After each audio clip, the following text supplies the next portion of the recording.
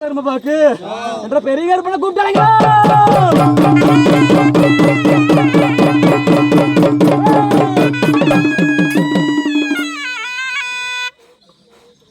இந்த சுங்கவனத்தில் ஓடி வந்திருக்கு.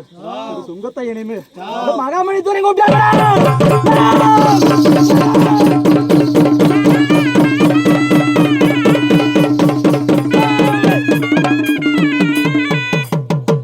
காலத்தில் ஓடி கொண்டு இருக்கு ராமரையாளைன்னு பெரிய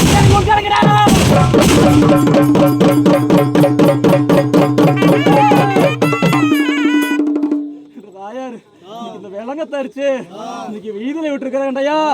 இன்னும் கொஞ்ச நேரத்துல 3:45 மணி நேரத்துல அவனுக்கு அவ பசியா இருந்துட்டு கண்ணுங்க இருந்துட்டு தாயாருக்கு மாறுதான் இங்க வருவாங்க.